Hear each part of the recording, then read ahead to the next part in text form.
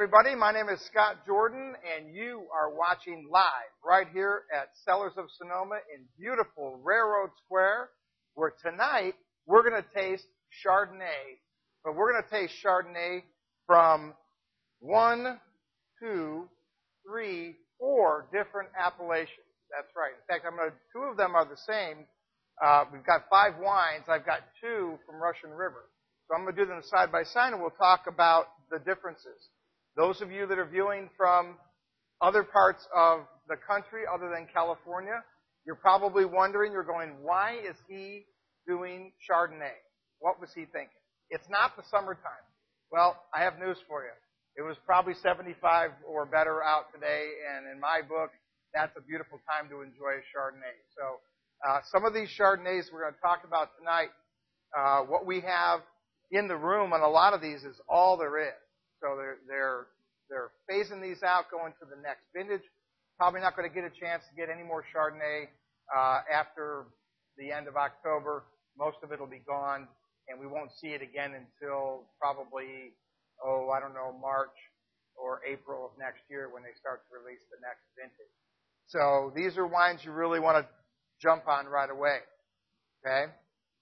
So let me just I want to grab a little note over here because I want to make sure that you guys also know, for my First Sips members, the great pricing I've got on these wines, okay? So, first one up tonight comes from the Sleepy Hollow Vineyard. It's a 2006. This is from Kreutz Family Cellars. This vineyard sits down south of Monterey. It's in the Monterey appellation, the Santa Lucia area. And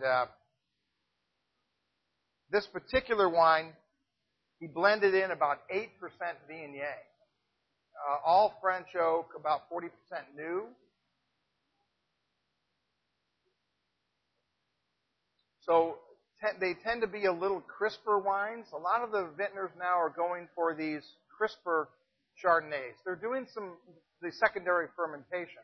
And in this example, they're keeping that wine in the barrel and surly aging. And we've talked about this before, but for those of you that don't know, once the wine is transferred from the steel tank into the oak barrel, they open up the bung once a month, and they stick in this funny, looks like a broken putter, and it stirs up the lees and sediment inside the barrel. And then they test it and then top it off, and they do that to every single barrel. And then when they're done and ready to bottle, they'll pump that from the barrel into the steel tank, drop the temperature down, let the solids separate, and then go ahead and pump that into the bottling line and get the wine in the bottle. So, 2000, this particular wine, 2007. Again, it's got a little Viognier.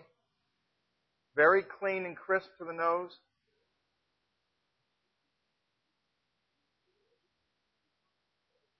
Now, you can't tell in the camera. Oh, isn't that nice? Very nice. 220 cases is all they made of this wine. So we're winding this one down. Not a whole lot of this one left. Price point on this wine, retail on this is $40. First Sips members, you get that for $32.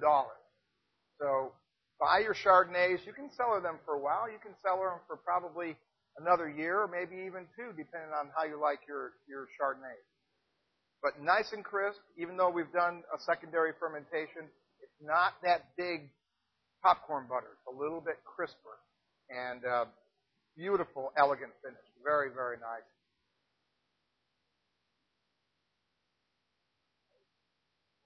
Love it. Fresh apple, tropical fruits.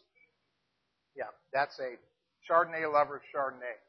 Now, moving way up the valley, up closer to us, this is Bonneau's Los Caneros Chardonnay. Los Caneros region, located about 15 miles south of our location. Those of you tuning in for the first time, those of you that don't know anything about Cellars of Sonoma, we are located about 55 miles north of San Francisco.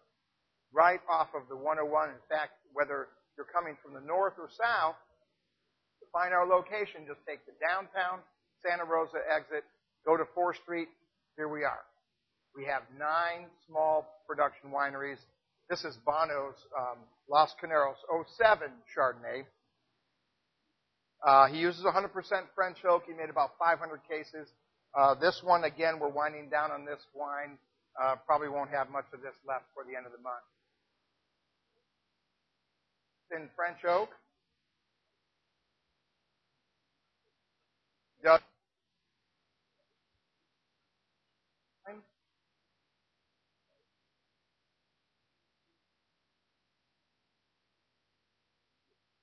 But unlike Russian River, which we're going to taste next, this is a little cooler climate.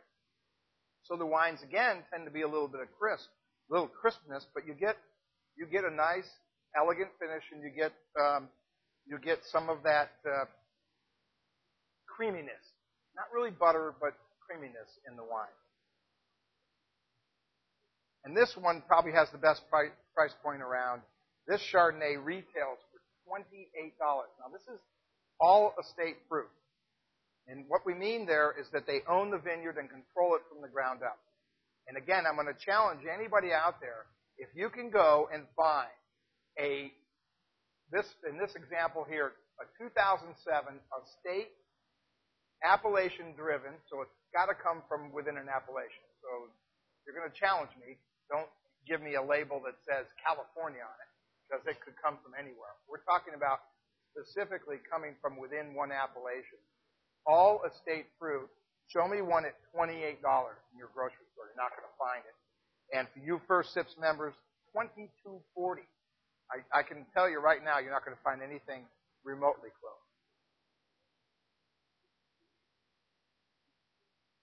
Very light golden color, beautiful. Just a magnificent finish.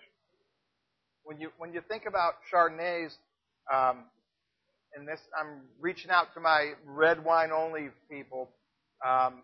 Think about food. Go back to food. When we send the wine club shipments, we actually send you recipes because we want you to experience these wines with the right food, because you can really move into a wonderful, wonderful white wine and not blow it off and go right into your Pinot and red. So take a second look. You can go online to our website. For those of you that are watching live, you're already there.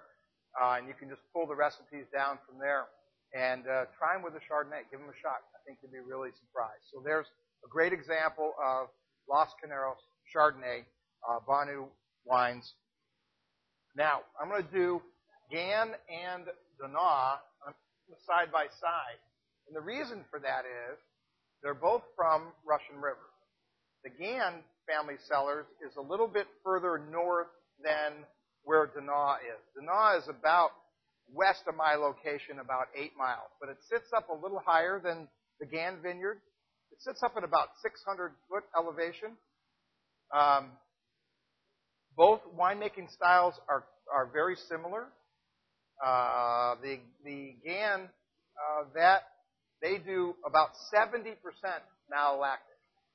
So if we compare the two, first of all, again, you can't really see it in the camera, but I can assure you that the Donat is a much more of a golden color to their Chardonnay.